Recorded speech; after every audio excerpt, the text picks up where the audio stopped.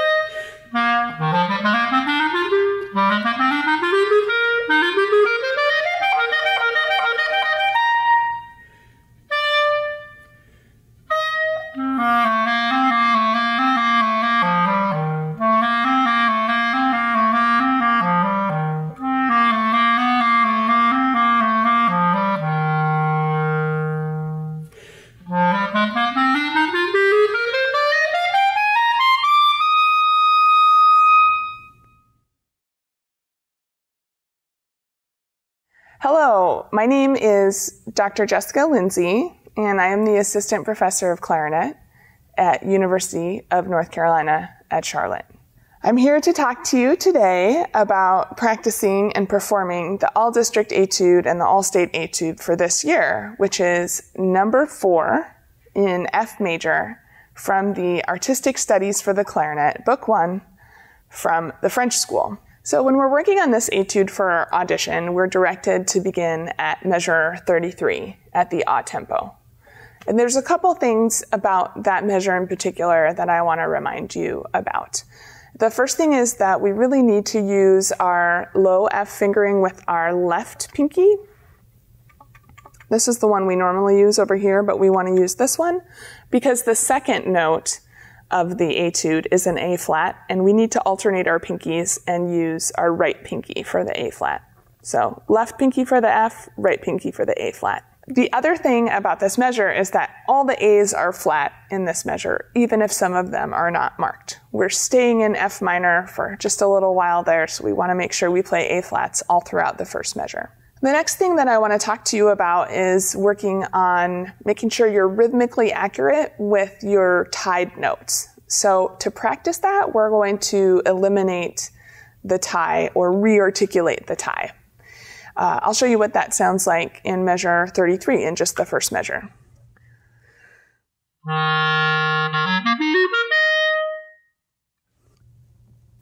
So I would recommend doing that all the way from measure 33 to 37, and I'll demonstrate that for you now.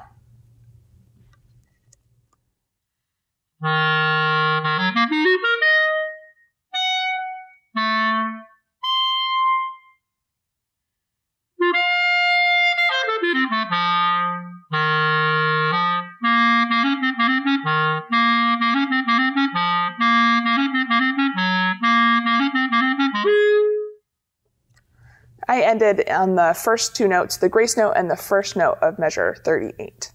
The next thing that I'd like to talk to you about, practicing in a different way than, of course, than you would perform it, is starting at measure 42. So from measure 42 all the way to measure 46, we have a lot of different accidentals, and so that just makes a lot of changes for us to manage as we're performing this section. So I suggest taking this in smaller chunks, in playing the first beat, the second beat, ending on the third beat, and then starting on the third beat, playing the fourth beat, and ending on the first beat. So I'll show you that just in measure 42 to measure 43.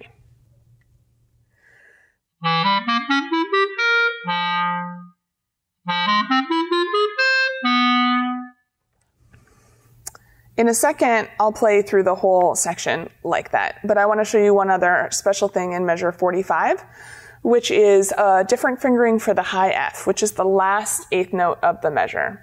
I've included a little picture of that fingering in my music, but I'd also like to show you that this is that fingering. It's thumb and register key, 1, 2, 3, 1, 2, 3, and then the left hand pinky. And it sounds like this. It's a little bit more reliable fingering to use when we are approaching it by a big leap. And the note before that in measure 45 is a C. So we come from a C,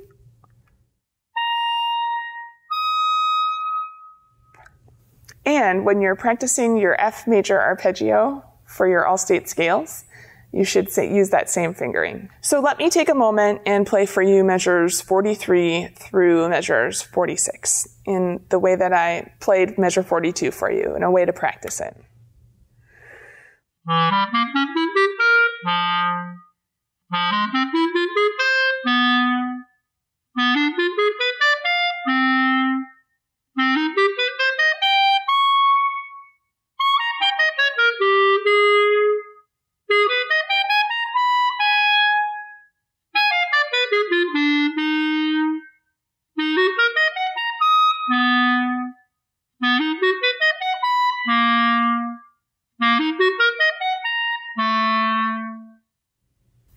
If we move on to measures 50, 51, 52, and 53, that's another great place where we can re-articulate the tie to make sure that we're being as rhythmically accurate as possible. Let me show you what that sounds like, a good way to practice that.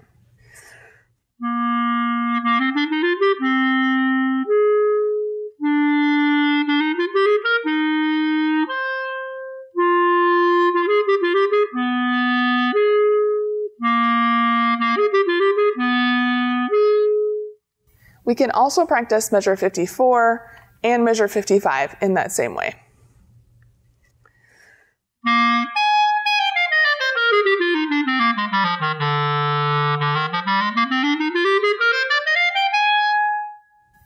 The last thing that I want to talk to you about throughout this whole etude is just really understanding the different subdivisions of the beat.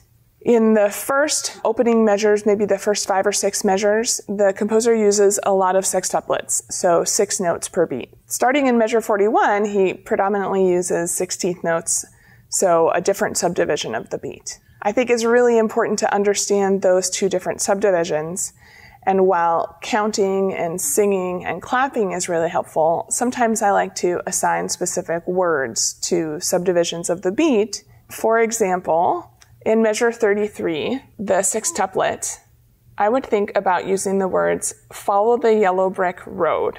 So the first 6 notes follow the yellow brick, and the last note, road.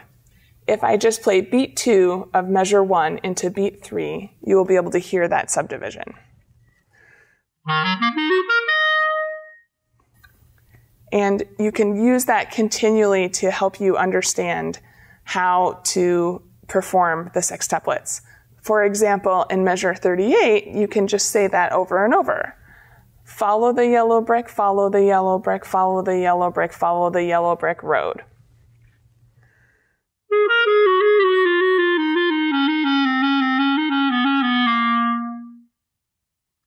When I think about 16th note subdivisions, I like to use the word Carolina. So, for example, in measure 65, I would practice Carolina, Carolina, Carolina, Carolina.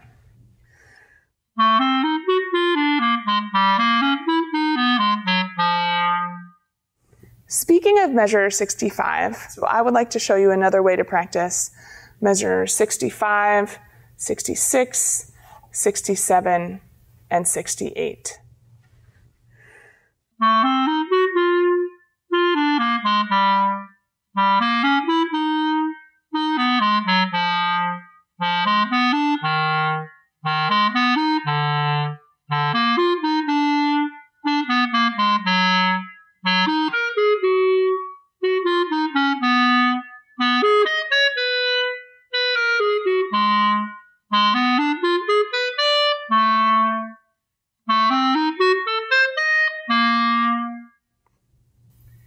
My name is Dr. Jessica Lindsay, and I am the Assistant Professor of Clarinet at University of North Carolina, Charlotte. I think with these different tips for practicing and working through this piece, you'll have a lot of fun and great success in your auditions. Thank you.